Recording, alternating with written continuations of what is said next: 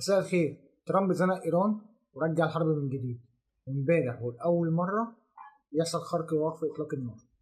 بص يا صديقي، امبارح إيران قصفت الإمارات، القصف كان لمنطقة صناعية وأدى لإصابة 3 هنود، ده غير الصواريخ اللي وقعت في البحر والصواريخ اللي تم اعتراضها. ده بسبب إيه؟ ده بسبب بدء مشروع الحرية أو عملية الحرية العسكرية.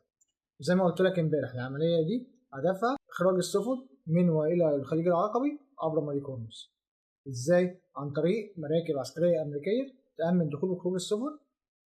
امبارح بالليل شركة ميرسك، ودي شركة عملاقة في مجال الشحن البحري وبتضم أعداد كبيرة جدا من السفن مختلفة الأحجام، سواء كانت ناقلات نفط أو سفن حاويات.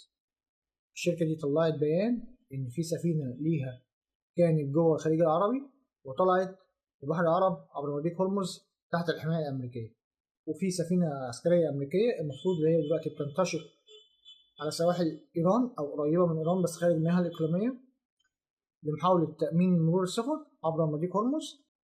وفي نفس الوقت الحصار بيزيد أكتر وأكتر حوالين موانئ إيران. إيران قبل قصف الإمارات قالت إحنا ما نعرفش حاجة عن المشروع ده والعملية دي غير مقبولة، وأي سفينة هتقرب من المياه الإقليمية الإيرانية أو تخش منطقة عمليات البحرية الإيرانية اللي هي مضيق هرمز هيتم لها التصدي على طول.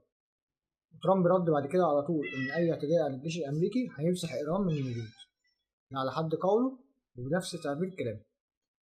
طبعا أسعار النفط اتهزت هزة كبيرة بعد اللي حصل، والأسعار طلعت وارتفعت أكتر وأكتر من ما هي كانت مرتفعة.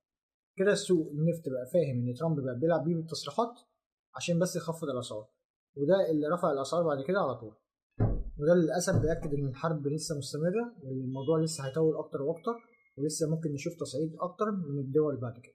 كمان كان في إدانة قوية جدا من وزراء الخارجية العرب في كل الدول العربية ضد الهجوم الإيراني اللي بيستهدف الإمارات امبارح، وده شكل دبلوماسي عادي، مفيش أي دعم هيتقدم للإمارات خصوصا بعد نقل إسرائيل لأسلحة دفاع جوي للإمارات. إن شاء الله هنشوف الأيام الجاية فيها إيه، بس دلوقتي الوضع العام غير مبشر. أزمة الأسعار هتبدأ ترتفع تاني على مستوى العالم بسبب الحرب، أو على أقل تقدير هتفضل الأسعار ثابتة زي ما هي. إن شاء الله هكون معاك في كل جديد وهتعرف كل حاجة أول بأول. تابعني وخليك دايما معايا. سلام.